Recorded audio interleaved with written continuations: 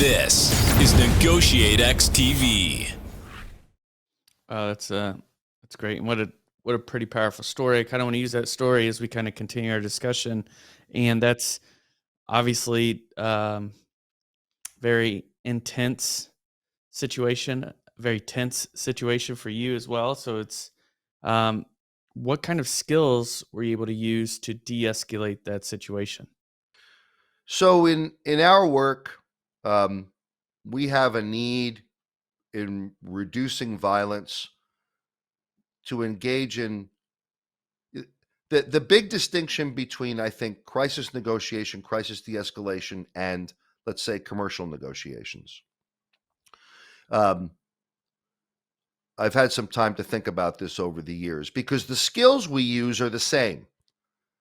There's some objectives, different objectives that we have, and there are different ways in which we can sequence and stack the skills based on the objective. Here's what I mean. In the commercial negotiation space, we hear terms all the time like active listening or minimal encouragers, or you guys have had Gary Nesner on, like these terms. Gary is so articulate at describing the formative years of the crisis negotiation program and how they collaborated with counseling psychology to develop curriculum.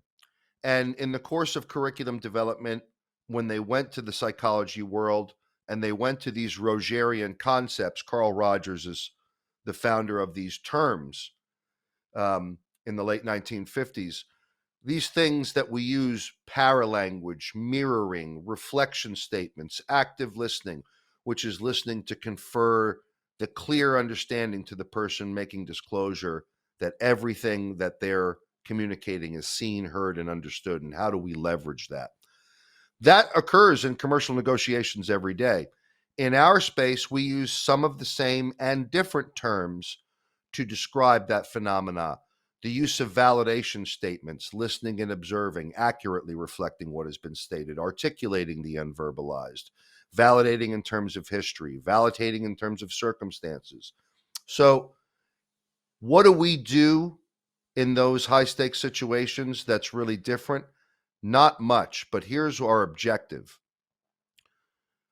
I think the world in which you gentlemen provide such meaningful education and value is by assisting people in these chess games across the boardroom table where everybody, largely speaking, is in a self-regulated state. So their capacity for diversity of thought and diversity of expression in the higher cortical regions of the brain is very wide.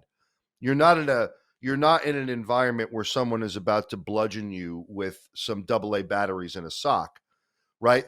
Everyone's trying to leverage to get to an objective. We have an objective too, but it's compressed in the time frame to something far more brief. The objective is not to solve the problem that the person in crisis claims is responsible for their dilemma. Our responsibility and objective, categorically, is to help someone engage a capacity for self-regulation right now so that they have the freedom and the liberty to solve their problem later. Well, what do I mean specifically by that? Let's say someone in an acute care admissions environment is completely in discontrol, engaged in the common area in the use of racial slurs, inciting potential group violence in the environment, and someone says, you got to bring that to a stop right now. Okay, so what's pretty clear? We have a circumstantial objective. We have to get this to stop, but we have rules in place that regulate how we go about doing that. So now I have to get this person to want to stop. I'm not going to be able to stop them. I can't muzzle them. I can't tackle them. I can't drag them away like with a big hook like we used to see in the cartoons as kids when someone would pull you off the screen. I can't do any of those things. I have to get this person to want to stop, and I have to figure out how to do that. We follow a very sequential approach to the use of validation, identifying as quickly as possible a way that this person and me can engage in a shared appreciation of a rule, value, law, and then I'm going to suggest or propose a course of action and describe how it better serves them right now. So even if I have to provide a description of an undesirable outcome, if I have to say, hey, look, if this continues, if this course of behavior continues, the likelihood here is that you could be escorted against your will by a number of people to a place of isolation or segregation. But if you engage in more safe, appropriate language right now, you'll have an opportunity to stay. We attempt to, no pun intended, jumpstart the evolved brain because unlike the boardroom or the conference table, this person is in a state of very high limbic activation. So diversity of thought and expression is not there as compared to someone who is self-regulated. So I have to help stimulate that function by giving opportunities to stop and think that are reasonable. If they could have solved their own problem, I never would have been there. Is it overly simplistic, Andy, to talk about that in terms of the activity that's occurring in a prefrontal cortex versus the amygdala hijacking sort of activity? I mean, is that an oversimplistic way to think about what's happening from a kind of limbic stimulation perspective? Would you, I mean, or is that accurate, or is there accuracy to that kind of where they're at? They're being hijacked. There's not a lot occurring prefrontal lobe activity. I would say that whether it's, you know, um, whether it's people like Chris Voss or Stephen Porges from polyvagal theory or excuse me, the body keeps the score. The author, the pronunciation of the author's name escapes me at the moment. I think the jury is back now, and that when we're having just general non-academic conversations about the presentation of anger, aggression, and violence, rather than an oversimplification, I will say that I think it's reasonable to, in a general way, describe anger and aggression upon presentation reliably demonstrates neurophysiologically that there is high activation in the brainstem, and that when people are engaged in safer states with greater diversity of thought and expression, activity is far more measurable in the higher cortical areas. So I don't mean to oversimplify, but I do mean to make general that there are some principles now that we know are reliable. And when you're pissed off, you don't have as wide of diversity of thought and expression as you do when you're in a safe state. And those are automatic functions. I'm curious, and the extension then to, do you see, maybe to a lesser scale than some of those emotional reactions occurring even in a boardroom sort of setting? Oh, yes. And so I these skills have some other application. Yeah, go ahead. Oh, precisely. I mean, how often I've been humiliated in the conference room. Um, I remember being in a meeting where I was terribly triggered, and there were labor representatives there. I was defending my program because, strangely, when a new phenomena shows up in a complex bureaucratic system and suddenly starts producing excellent outcomes, not everybody is thrilled with it. So, um, yeah, yeah, guys, yeah, yeah, right. Oh, like, yeah, they got the mission done easy. Well, what do you mean? So how'd they do it? So, yeah, so I remember feeling absolutely triggered and prone to discontrol. And consequently, when that happens, I remember the physical experience myself of finding it hard to articulate complex ideas. I'm feeling shame and insecure because I'm in a room with a bunch of psychiatrists and nurses who all look down their nose at, some kid from the New York metropolitan area who eats pizza and only has his undergraduate degree that he's getting in between someone's clinical judgment and someone with a cup of urine and trying to prevent that person is unnecessarily tackled. So, having to defend myself in that environment, that was a very formative. And I remember my CEO, who I loved and still do, he let me squirm. He wanted that to be a learning experience for me, and he didn't defend me. And I remember just feeling trammeled.